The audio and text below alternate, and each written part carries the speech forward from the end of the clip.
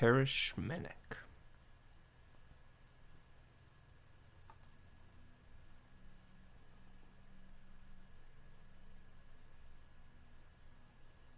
What do you think, guys? Volume up or volume down? I think volume up a little bit. Right? Get that spook factor. November 9th, 1962.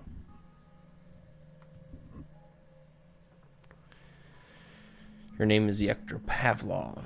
You are an oceanographer aboard the Soviet frigate, the Peresmeshnik. The Purr. You've been tasked with mapping the ocean floor of a region in the Arctic Sea. You're currently sitting on the cot of your personal quarters.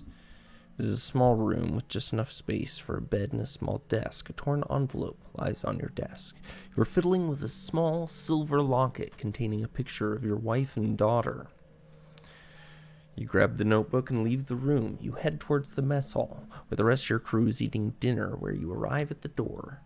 When you arrive at the door, you will hear loud, muffled voices on the other side. You may enter whenever you are ready. Well, I'm going to enter that mess hall. You open the door and grab some food. Tonight, it is mashed up potatoes and peas. You sit down at the table and open up your notebook. There's a chart of the nearby sea inside. As you look over your notes, there's a burst of laughter from the crew. Ooh.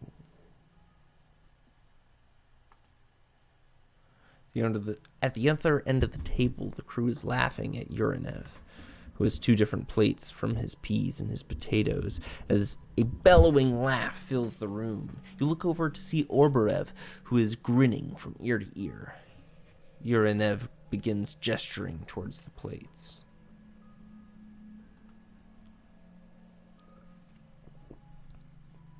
Urinev Ruslanovich is deckhand of the Peresmeshnik.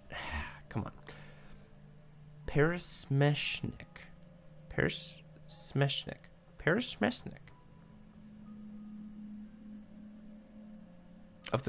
On the capital P, he joined the Soviet Navy at a young age, mainly for the free grub and the pay.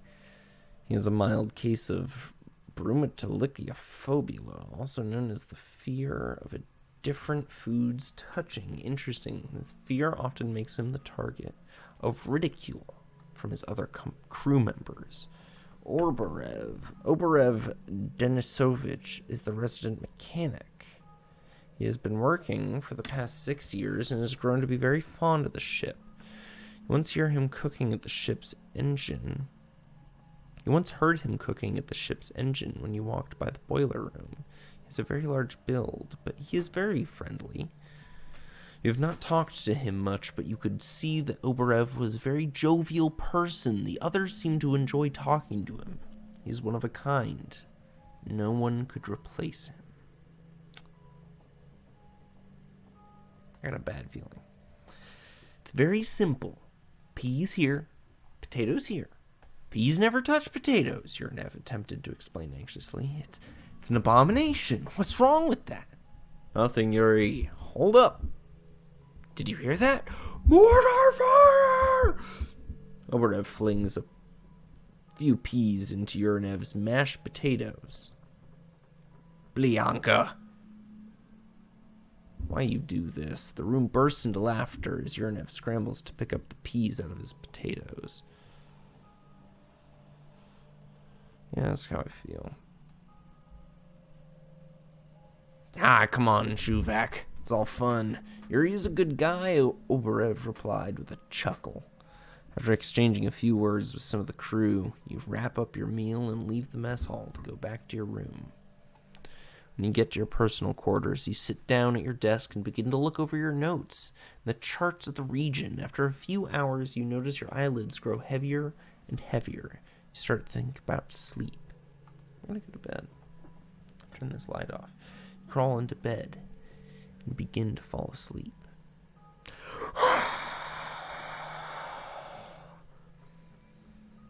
Now I've got a paranoia meter. That's no good. You are awakened by a deafening scream. You clamber out of the bed and rush towards the source. You arrive to find a stunned Obarev, mouth agape, eyes wide open. staring straight into the supply closet. As you get closer to the closet, you are hit with a pungent smell. You slowly peer inside, and your jaw immediately drops. The walls are drenched in blood. Intestines are strewn about the shelves like ornaments, and blood pools on the floor. One look at the intestines, and you realize something terrible. It's human. You feel your stomach turn as you stumble backwards, gagging, and you lean on the wall for support. Torn footsteps is heard as the other crew members arrive, and after a few minutes, the entire crew is at the supply closet. You recollect yourself, begin to observe the others. Some of the crew grab Oberev, still frozen in shock, and attempt to pull him away from the scene. Others gather in small groups and begin whispering. It's probably just an animal, right? Think, Yuri. Another crew member interjects. Does that look like an animal intestine? No. Wait for more of the crew to arrive. Soon, Captain Stefanov arrives. He demands an explanation. As you look at the 13 crew members around you, you notice one odd detail that stands out to you. No one is missing.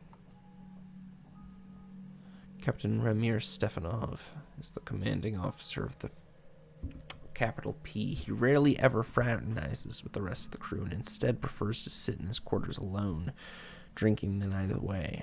Other than that, you don't know much about the captain other than he stays out of your way and that you stay out of his. My paranoia is at 10. I don't know when it turned up. Oh, it's at 17 soon.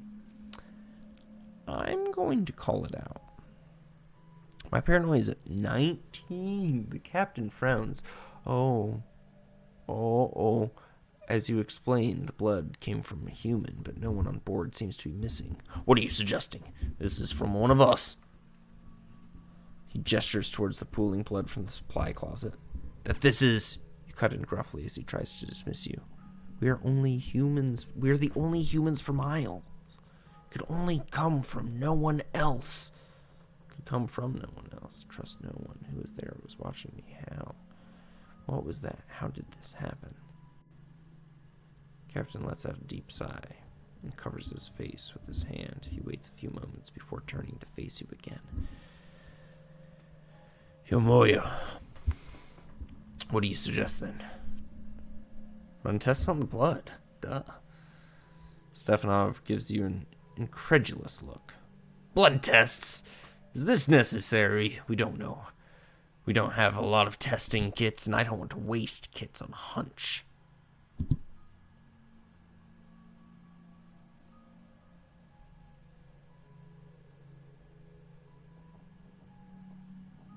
We'll put the crew at ease.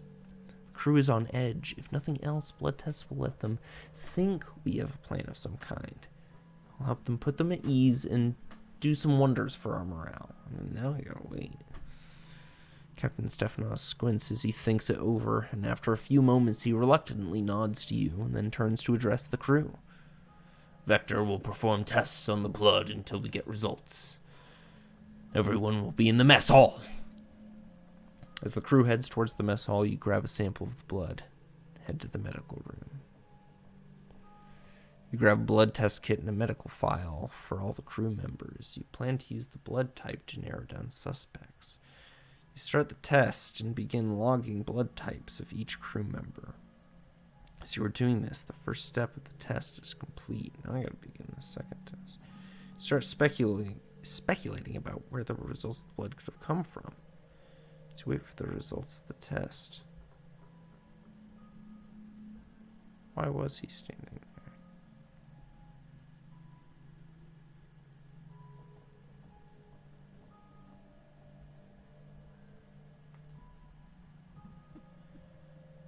Oh, that sounded like a voice. As soon as the test is completed, you compare it to the testing manual. The blood type is somewhat rare, a negative. You scan your notes for the crew's blood type and find that only 2 crew members have this blood type, Oberev, Denis, and Urinev. I feel like I saw something red for a second. Am I going crazy?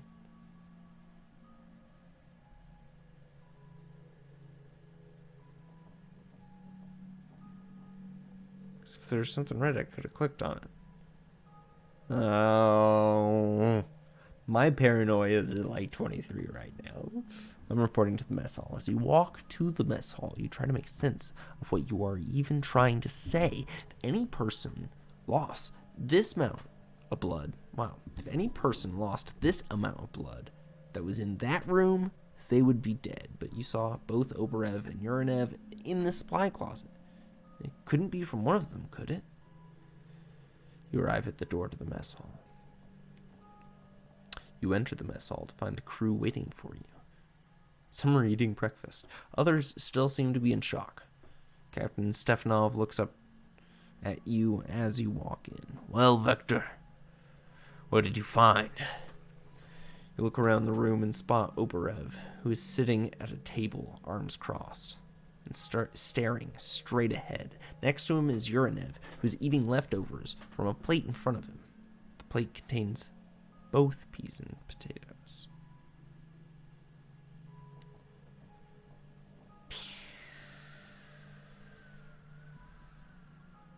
Wait a second. You notice that Urinev is eating potatoes and peas at the same plate. Despite his fear of foods touching, you watch him eat a few spoonfuls and are shocked to see him eat both foods in one bite. Vector? Why now? He never eats food together. Like that. What's changed? Vector! An angry Captain Stefanov interrupts your thoughts. You look around to see the entire crew staring at you, waiting in anticipation for the results. We're waiting. Call out Urinev. Yuri, your peas touch potatoes, and you still eat? As you speak, Oberev comes out of his daze and begins to stare at Urinev. The room is overcome with a deathly silence as the crew processes the information. Urinev scoffs and looks around at everyone before answering. Yeah. So? So the real Yuri has a fear of food touching. He hates for peas to touch potato, Oberev explains.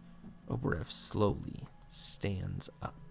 Oberev's massive build looms over the much smaller Urinev as he steps slowly forward. You're not him. You're not really Yuri. You're not my friend. Oberev lunges at Urinev, clasping his hands around Urinev's neck. The rest of the crew rushes forward towards Oberev to stop him. As the crew tries to pull Oberev away, Urinev lets out an unearthly scream as his head rolls into the back of his head. Urinev's body begins thrashing as a black liquid begins oozing out of his eyes. Geesh. His body contorts unnaturally as it begins transforming into something not of this world. Yeah, that's what it sounds like. The crew backs away in fear as they watch Oberev struggling with the thrashing Urinev. After just a few moments, Urinev's body goes limp. Suddenly, a black tangle of jet-black tentacles sprouts out of Urinev's back. Some of the crew let out terrified yelps as they scramble for the door. The creature lets out one last shriek before slashing Oberev's leg with its tentacles and scurrying off, escaping through one of the vents. The crew looks towards the vent, confounded with the horror that they had just witnessed. After a few moments, a crew member runs over to Oberev and begins to treat his leg, and there's some shouting to the left, and you turn to see another crew member lying on the floor, blood spurting from his neck, and a few people put him in a gurney and cart him out of the mess hall. As you come to your senses, you begin to come up with a plan. We need to evacuate. Get out of here. My paranoia is at 24. We have to abandon ship. Take lifeboats and get out of here. Captain Stefanov stares blankly ahead, almost as if in a daze. As you speak, he looks at you blankly. Slowly, he begins to shake his head, his blank expression gradually turning to anger. First off, Vector, you are not captain. I am. Second, we can't abandon ship, not because of some animal. That was not just some animal. That was a monster. It was Yuri. I've replaced him. It could do it again! It's already done it.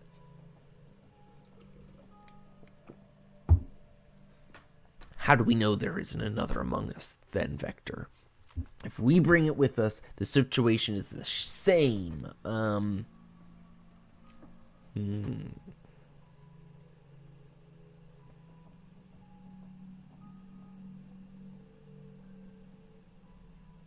think we bring everyone. The blood we found was A negative. Oberev is the only crew member with this blood type now. While he isn't shocked, he isn't acting strange. We bring everyone. No. There are just too many important charts and equipments on the ship to forget it. We find creature, we kill creature. That's an order. Sounds smart, Captain. As Captain Stefanov walks away, he orders 2 crew members to accompany him. Look after him with disdain. Stupid. You look around the rest of the room as the captain leaves. The rest of the crew is nervously fidgeting. Some stare at others with suspicion, eyes darting back and forth, assessing who they can trust. Others are already huddling in small groups, whispering frantically, while occasionally glancing nervously at each other. You watch with dismay as some of the crew sneaks away. You need to act now. You know that the crew's best chance at survival is to escape before the creature can replace somebody else, but Captain Stefanov won't order an evacuation. Oberev is sitting in the corner. His leg has been freshly bandaged, and he is alone. What do you do?